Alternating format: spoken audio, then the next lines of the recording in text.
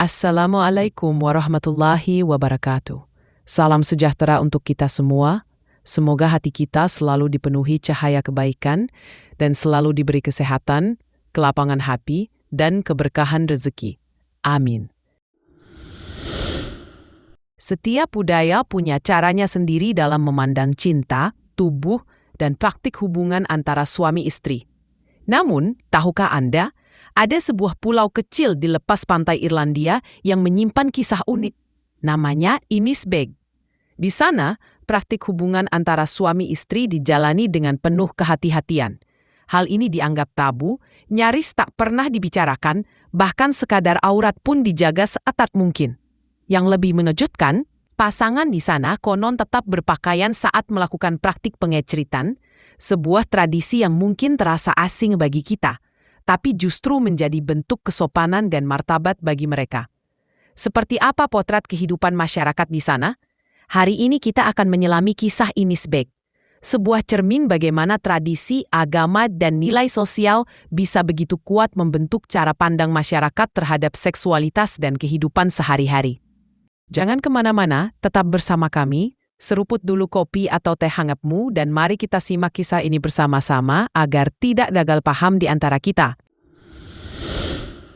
Dalam sebuah pulau kecil di lepas pantai barat Irlandia, yang dalam catatan antropolog John C. Messenger disebut dengan nama samaran Innisbeg, tersimpan sebuah kisah menarik tentang bagaimana masyarakatnya memandang tubuh, cinta, serta hubungan praktik pengeceritan antara suami dan istri. Norma dan tradisi yang diwariskan dari generasi ke generasi telah membentuk cara hidup mereka, sehingga menciptakan gambaran unik tentang hubungan manusia dalam bingkai budaya yang khas. Bagi masyarakat Innisbeg, pada tahun 1960-an, praktik pengeceritan bukanlah sesuatu yang dibicarakan terbuka. Hubungan praktik pengeceritan antara suami istri lebih dimaknai sebagai kewajiban dalam membangun keluarga, bukan sebagai sarana untuk mencari kenikmatan.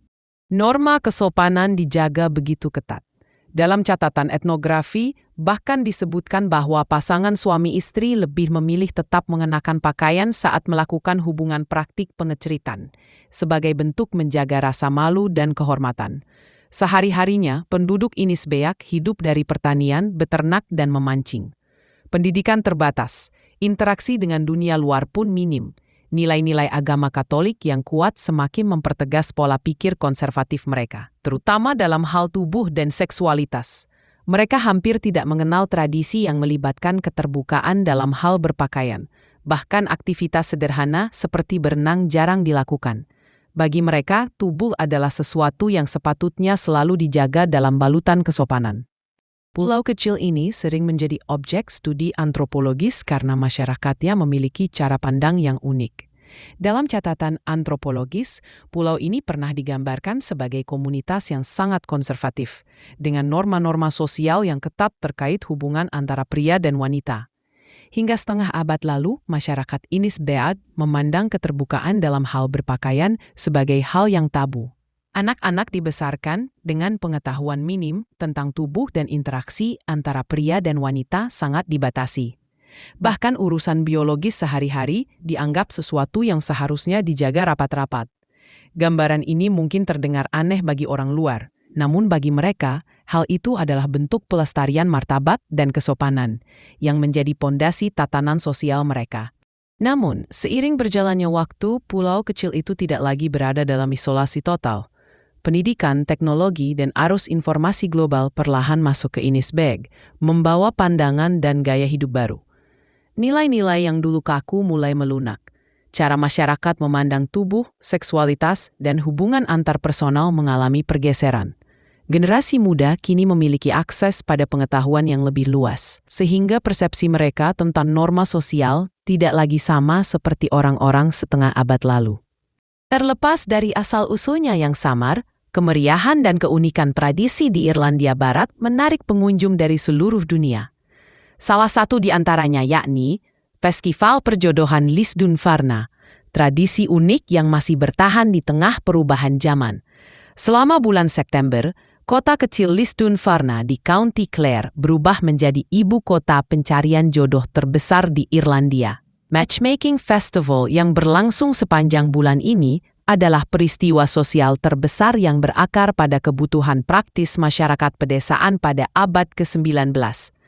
Awalnya, tradisi ini lahir dari kebutuhan sosial dan ekonomi masyarakat pedesaan. Banyak petani yang sibuk dengan ladang dan ternaknya, sehingga tidak memiliki banyak kesempatan untuk mencari pasangan. Disinilah peran matchmaker, seorang perjodoh profesional, menjadi penting. Mereka membantu mempertemukan pria dan wanita lajang dengan harapan bisa berlanjut ke jenjang pernikahan. Menariknya, suasana festival ini jauh dari kesan kaku. Justru penuh dengan kehangatan budaya Irlandia. Musik tradisional, tarian meriah, hingga pub-pub yang dipenuhi gelak tawa. Meski berakar dari taktik abad ke-19, festival ini kini lebih mirip sebuah pesta besar. Perpaduan antara mencari pasangan dan merayakan kebersamaan. Bagi sebagian orang, Festival Lisdoonvarna adalah kesempatan untuk mencari cinta. Namun bagi yang lain, ia juga menjadi tempat merayakan kehidupan, menjalin persahabatan, dan menikmati atmosfer khas pedesaan Irlandia yang syarat tradisi. Festival ini membuktikan bahwa perjodohan bukan hanya urusan mencari pasangan, tetapi juga cerminan dari bagaimana sebuah komunitas menjaga budaya dan nilai sosialnya, bahkan di tengah perubahan zaman. Meski dunia modern telah mengenalkan aplikasi kencan, festival ini tidak kehilangan pesonanya.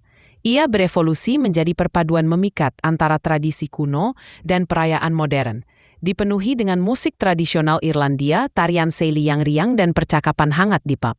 Festival ini lebih dari sekadar perjodohan. Ini adalah perayaan komunitas, koneksi manusia, dan kegembiraan bersosialisasi. Selain itu, Irlandia terkenal dengan landskapnya yang memukau, sejarahnya yang kaya, budayanya yang semarak, dan keramahannya yang hangat. Dikenal dengan julukan Emerald Isle atau Pulau Zamrud karena keindahan alamnya yang hijau, yang memikat banyak wisatawan. Di samping itu, Irlandia adalah satu-satunya negara di dunia yang memiliki alat musik sebagai simbol nasionalnya, yakni berupa harpa yang melambangkan warisan budaya, musik, dan perjuangan bangsa Irlandia.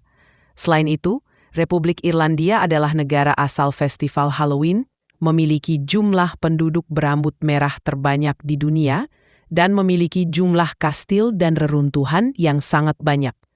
Demikian ulasan singkat mengenai tradisi dan budaya yang unik di Irlandia Barat. Semoga ulasan ini tak hanya menghibur, tapi juga membuka pandangan baru tentang keberagaman dan keunikan cara hidup manusia. Setiap cerita, sekecil apapun, menyimpan pelajaran yang bisa kita bawa dalam kehidupan sehari-hari. Salam sehat dan jangan lupa bahagia. Wassalamualaikum warahmatullahi wabarakatuh.